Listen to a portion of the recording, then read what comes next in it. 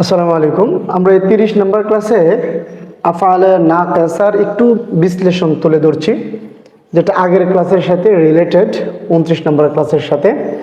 তো আফআলে নাকিসা হলো 17টি। কানা সরদাল্লাহ বাতা আসবাহা দুহা আমসা আদা আদা গদা মা রাহা মা জালা মান ফাক্কা মা ফাতিয়া মা বারিহা মা দামা লাইসা। তো এগুলোর আমল, এগুলোকে কেন আফআলে নাকিসা বলে, এগুলোর আমল কি, এগুলো আমরা আগে বলেছি। শুধু আমি এখানে আমলটা বলছি, সেটা হলো যে মুবতাদাকে রফা দেয়, খবরকে নসব দেয়। মুবতাদাকে রফা দেয়, খবরকে নসব দেয় আফআলে নাকিসা। তো একটু বিশ্লেষণ দেখি, আর এটার আগের যে ক্লাসটা এটি একটু দেখে আসবেন, তাহলে আরও ক্লিয়ার হবে বিষয়টা।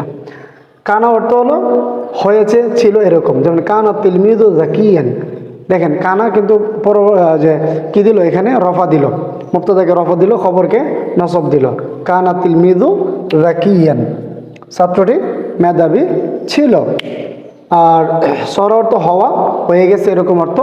অর্থাৎ সর এর ইসিমটি এক অবস্থা থেকে অন্য অবস্থাতে পরিবর্তন বোঝায়। যেমন সরাত তিলমিযু গাবিয়ান, সরাত তিলমিযু গাবিয়ান, যে ছাত্রটি মেধাহীন হয়ে গেছে। আপনি খেয়াল করবেন যে সরাত তিলমিযু রফা দিয়েছে, পরবর্তী যেটা এটাকে কি দিয়েছে, নসব দিয়েছে। ওকে।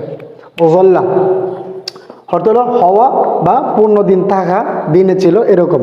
ওয়াল্লা শামসু জিয়াআন, ওয়াল্লা শামসু জিয়াআন, সারাদিন উজ্জ্বল ছিল। ওয়াল্লা শামসু রফা দিয়েছে, জিয়াআন নসব দিয়েছে। ওকে। বাতা, বাতা অর্থ হলো রাত্রে হয়েছে, রাত্রে ছিল, এরকম। বাতা আব্দুর রহমানু না ইমান, বাতা আব্দুর রহমানু না ইমান, কি দিয়েছে, ওই যে রফা দিয়েছে। আব্দুর রহমান পূর্ণ রাত ঘুমেছিল। এরপরে আসবাহা অর্থ হলো সকালে হয়েছে, সকাল হয়েছে, যেটাই ধরেন। আসবাহা জাইদুন মারিয়দন, আসবাহা জাইদুন মারিয়দন, এখানে জাইদুনের মধ্যে রফা, পরবর্তীটার মধ্যে নসব, আমল করেছে মুবতাদাকে রফা, খবরকে নসব। জায়দ সকালে অসুস্থ হয়েছে, জায়দ সকালে অসুস্থ হয়েছে। এরপরে আদহা অর্থ হলো চাষের সময় হয়েছে। আদহা বকরুন মুকিমান, আদহা বকরুন মুকিমান, বকর দুপুরে মুকিম হয়েছে।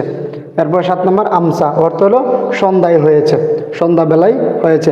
আমসা জাইদুন মুসাফিরান, আমসা জাইদুন মুসাফিরান, জায়দ সন্ধ্যাবেলায় কি মুসাফির হয়েছে, জায়দ সন্ধ্যাবেলায় মুসাফির হয়েছে।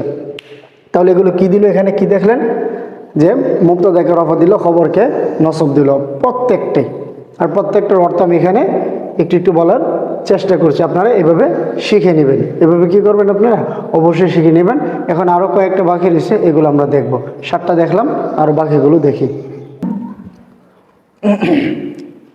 তো আমরা আমসা পর্যন্ত দেখেছিলাম, এখন 8 নম্বর আদা, 9 নম্বর আদ, 10 নম্বর গাদা, আর 11 নম্বর হলো রহা।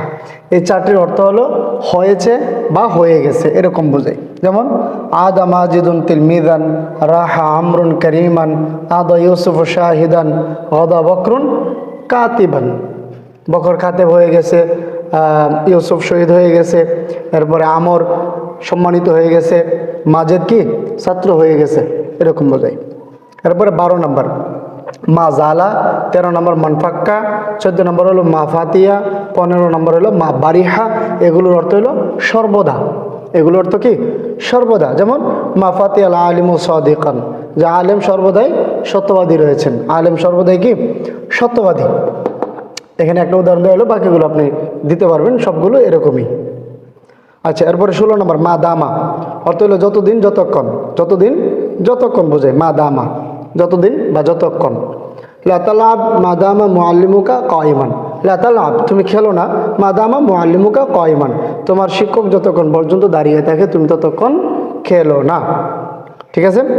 এরপরে 17 নম্বর হলো লাইসা, লাইসা অর্থ হলো না বা নয়, মানে লাইসা বকরুন সারিকান, লাইসা বকরুন সারিকান, বকর কিনা চোর না, বকর কিনা চোর না। বা আপনি যদি অন্য কোনো সিফত এখানে দেন, দিতে পারেন। তো এইভাবে আমরা আফআলে নাকিসা এর মোটামুটি আলোচনা শেষ করলাম। 29 নম্বর ক্লাসে আফআলে নাকিসা এর বিষয় নিয়ে কিছু আলোচনা করলাম। এরপরে 30 নম্বর ক্লাসে, এই ক্লাসে আমরা একটু বিস্তারিত আলোচনা করার চেষ্টা করলাম। আপনারা এভাবে মুখস্থ করে নেবেন, তাহলে আশা করি আপনাদের জন্য অনেক কাজে লাগবে। ক্লাসগুলো ভালো লাগলে অবশ্যই শেয়ার করে দিতে বলবেন না। সকলে ভালো থাকবেন। আসসালামু আলাইকুম রহমতুল্লাহ।